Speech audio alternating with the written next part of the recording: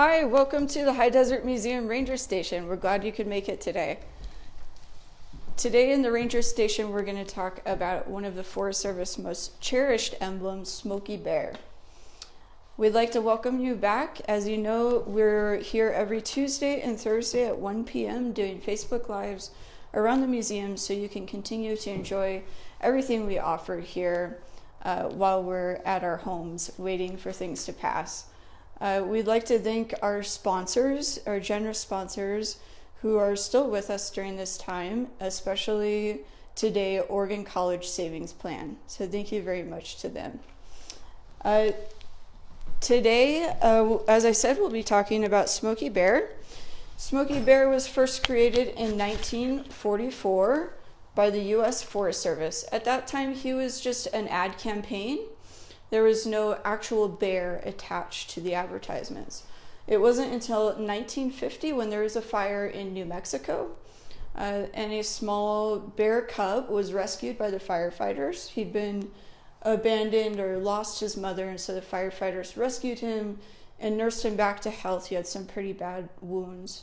At that time, he wasn't able to be released back into the wild, so he went to the National Zoo in Washington, D.C., where he lived the rest of his life.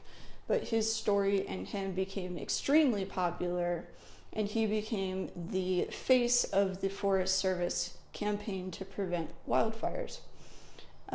Smokey Bear's popularity had grown exponentially across the country. His face could be seen on lunchboxes, in movies, on comic strips, on plush toys, everything you could imagine.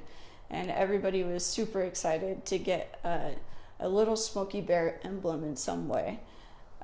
Smokey Bear, as you know, has had several catchphrases over his career, but the most common is "Only you can prevent forest fires," which is still on advertisement today. As a part of the Smokey Bear campaign, costumes were made for the Forest Service to be able to wear and spread Smokey Bear's message of fire prevention throughout the country. Today, I'm going to show you one of the earliest examples of a Smokey Bear costume that we have in our collection, and he is quite unique. So let's look at that now.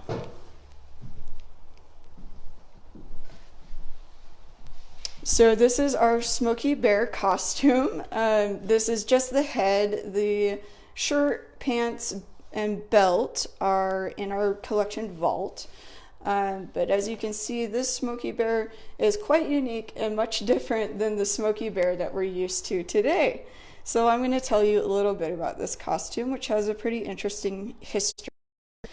The first bear costume, created for the Virginia Division of Forestry in 1951, was a huge success, so the U.S. Department of Agriculture ordered more.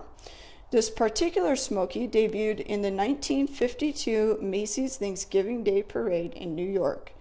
Ideal Toy Company, the maker of Smokey Bear toys, provided the costume's cloth. The toys included certificates for enrolling in the Junior Forest Ranger program.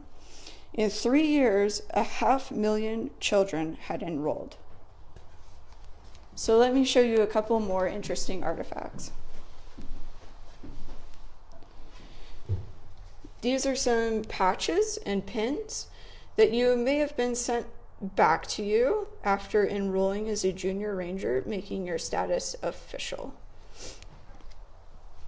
Another interesting fact that you may not know is that Smokey Bear and the president are the only two individuals in the USA with their own zip code. Smokey Bear gets so much fan mail that he actually has to have his very own zip code. So how about we send him a postcard today?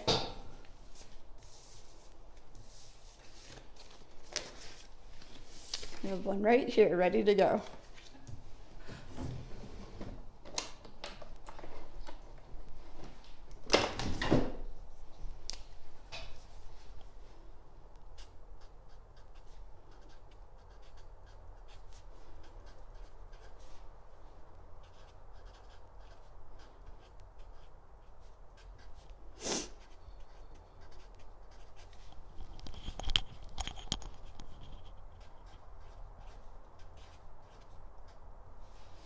Let me just look for his address real quick. I have it written down. Now you may have noticed that I've been saying Smokey Bear and not Smokey the Bear. Smokey the Bear was for a special song that was written just for him. So the was included for the cadence of the song, but his actual name is just Smokey Bear. And his address is in Washington, D.C. And his zip code is 20252. And that's all you need. Smokey Bear, Washington, D.C. 20252. All right. Thanks for joining us today. We really appreciate it. Have a great day, and we'll see you soon.